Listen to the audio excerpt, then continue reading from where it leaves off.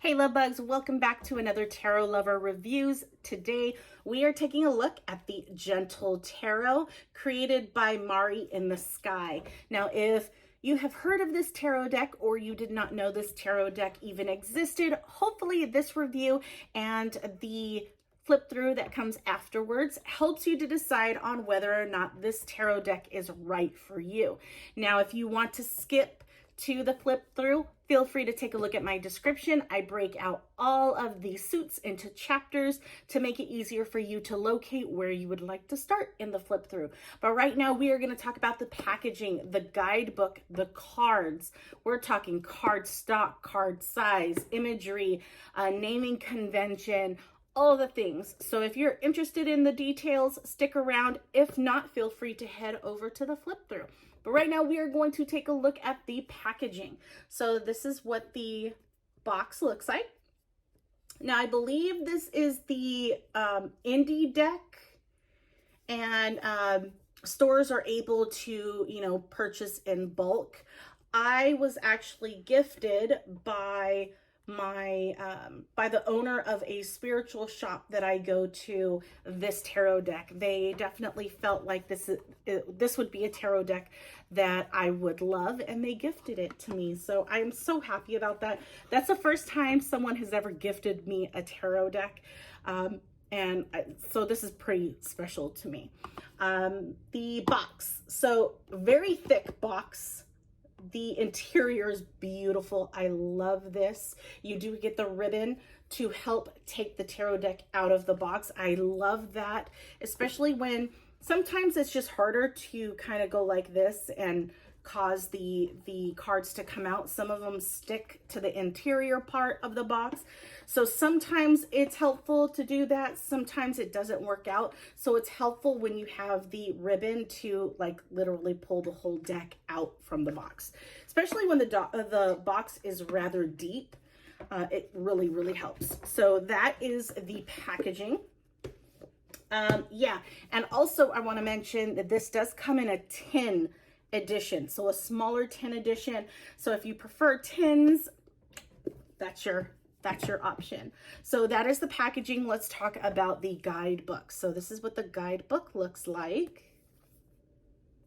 Okay, and it's a really good sized guidebook, and that's because you do get a full page of the card with each of the descriptions. And it's not just, well, you get the picture of the card. It's not in color, but that's totally fine. The fact that you do get a picture of it alongside the description definitely helps to kind of compare and see how everything ties in, instead of you holding the card next to the guidebook, next to the description, to get a full understanding. So that's fantastic that you do get a full page of that particular card, which would explain why the book is thicker. Now, as far as the descriptions go, it's telling a story, right? The artist of this tarot deck is very deeply connected to nature and their indigenous roots. So I love how definitely you get the connection to nature, but it's, I don't know, it's definitely has the animal vibe, but it's not like, that is not the full-on focus, if that makes sense.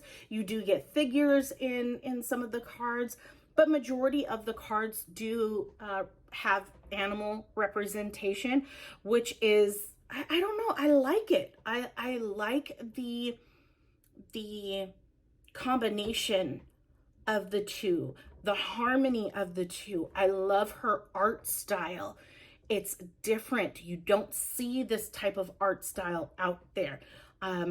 So it's a very unique tarot deck for sure. So yeah, the descriptions, the descriptions, you don't get keywords. That's what I'm trying to say. So you don't get keywords, you just basically get a description explaining the imagery, kind of, they almost kind of show you what you're seeing, but then also trying to have you feel what the card is. I hope I'm making sense. But it is a very deep deck. It is a very gentle deck. So it just works. There is a beautiful balance, a beautiful connection with the imagery and these cards, but I'm going off topic, so I apologize. So yeah, the descriptions, that's what it's telling you. You do kind of get a tarot spread in the beginning, but it's not like a crazy full-on tarot spread. You just get a simple tarot spread, basically tarot spread ideas, you know, pull 3 cards. This is what each of them represent. It's not like they give you, you know, a diagram of how that tarot spread looks, if that makes sense. So that is the guidebook. Now let's talk about the cards. Now, the backs of the cards look like this. Okay, matte finish, and it's almost like that silk laminate matte finish. So it's a very soft, but it's not like rose petal soft matte, if that makes sense. But the texture is beautiful. I love matte cards. Matte to the point where they don't stick together, okay? So that's what the backs look like. It is, I believe, a standard tarot card size. I have an example here of a standard Rider-Waite Smith tarot card. So if we line this up, yep, it is exactly the same size. So it is a standard tarot card size, okay? Cardstock. Cardstock is beautiful. Typically with indie style decks, the cardstock is quality. So definitely that is what you're getting with these tarot cards. They are quality cardstock. So when it comes to quality, the cardstock's going to be thicker.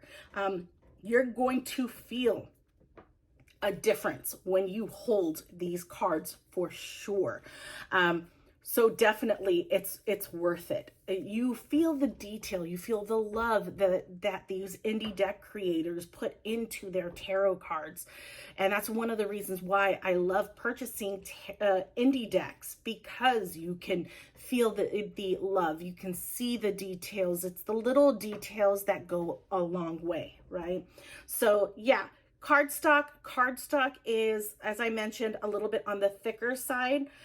So when I shuffle, it's almost like a Goldilocks shuffle. And what I mean by that is Goldilocks being the perfect shuffle when it comes to a poker style shuffling, right? I'm not saying that you have to shuffle your tarot cards that way. You can always do that under over. Oh, okay. We're talking today. So you can do either option, right? The under over method. You can do the poker style method. If you guys don't know what I'm talking about, let me give you a visual, because I'm all about visual ideas. So this is what I mean by that shuffle, right? That way. I have a feeling I'm going to drop my cards, so I don't necessarily want to do that. But that's what I mean by poker style shuffle. So regardless, you don't have to necessarily shuffle it, poker style shuffle. I just like to use that as an example to explain the cardstock, because when it's a perfect cardstock, you can do that poker style shuffle with no problem. It makes for a perfect shuffle. Your cards don't go all over the place. You're not bending your cards too easily to shuffle, and you're not straining your fingers to try to bend the cards to be able to shuffle. Because when you're straining, that means the cardstock's a little too thick. And if you're not straining and you're able to bend your tarot cards pretty well to do that shuffle, it means that your cards are a little bit on the thinner side, which makes them more flexible.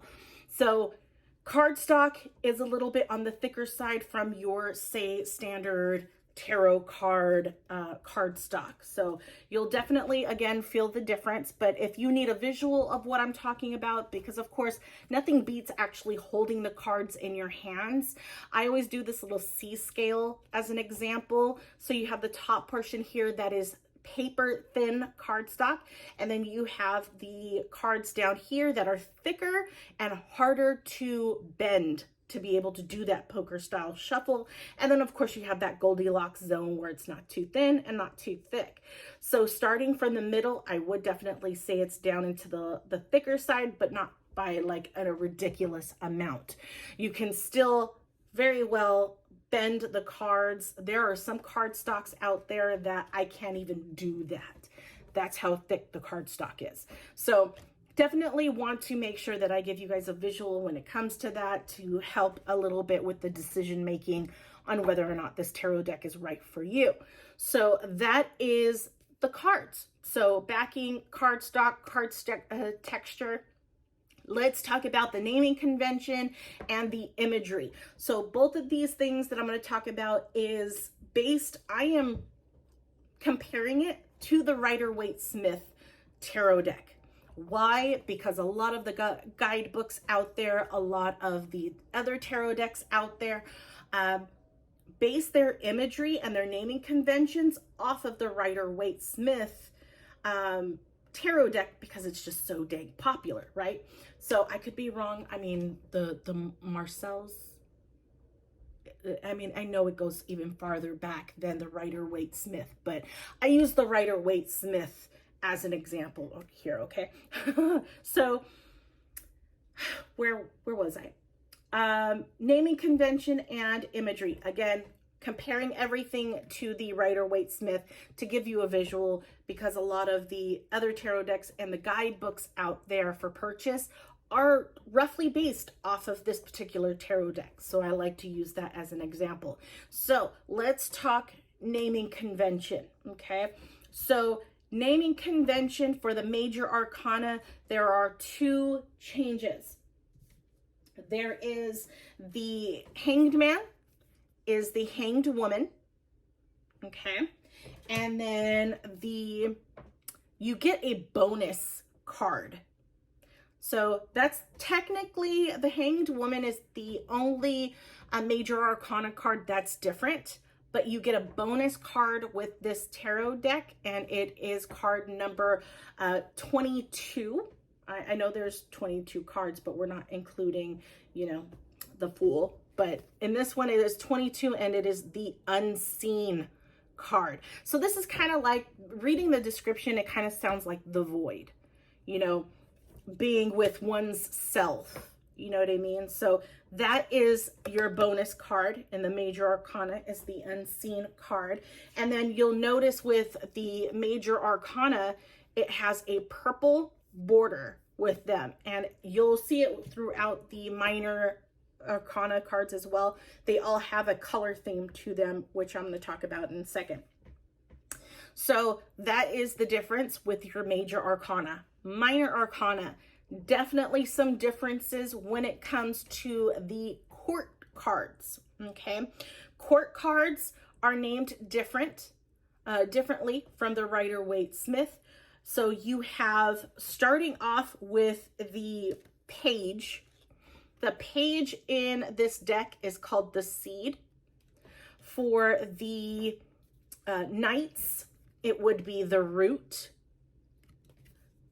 For the Queens, it would be the Flower. And then for Kings, it would be the Harvest. So those are the differences with the court cards. The court card names are different. The minor arcana, and whether or not they follow the same Pentacles, Cups, Wands, Swords, they don't. At least for the Swords and the Pentacles. Cups and Wands do stay the same. It's just Pentacles are called stones in this tarot, and Swords is called thunder in this tarot. Sorry, I know that's kind of like not focusing there, but it's thunder. So that is the difference within the minor arcana naming convention. It's just the Swords and the Pentacles have a name change. Wands and Cups stay the same, and then the court cards naming convention is changed to Seeds, Roots, flowers, and harvest. So that is the difference with that. And then the color, the borders. So stones, you have the green border. Thunder, you have like this like light brown or almost like a mustard yellow. The cups, you have the blue. And then wands, you have this burnt orange color. So that is another way you can easily tell what element it is based off of the border that was chosen for each of the cards. So I absolutely love that.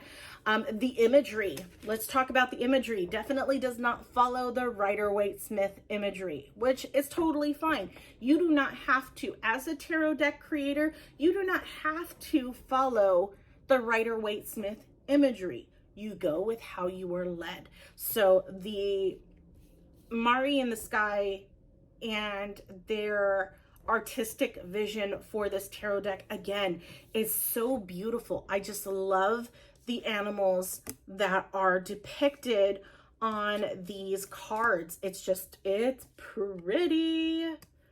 And then the abstract view of the people on these cards, it's pretty. I love Judgment.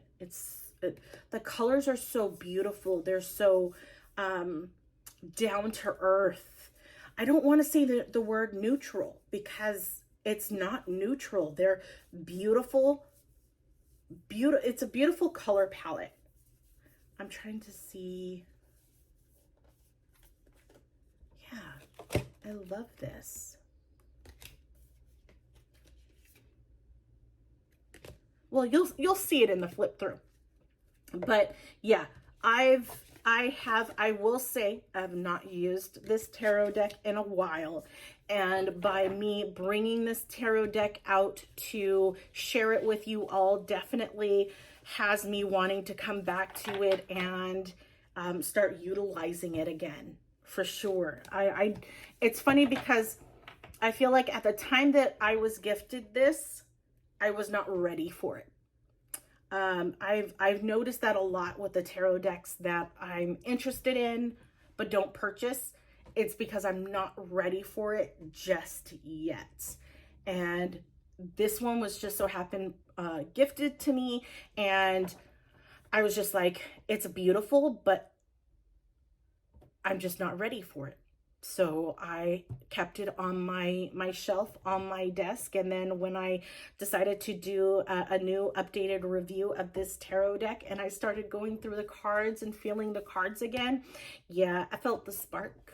So I'm going to start utilizing this tarot deck again, and I'm excited to use it, to utilize it and do more readings with it. But yeah, hopefully this review has helped you in some way.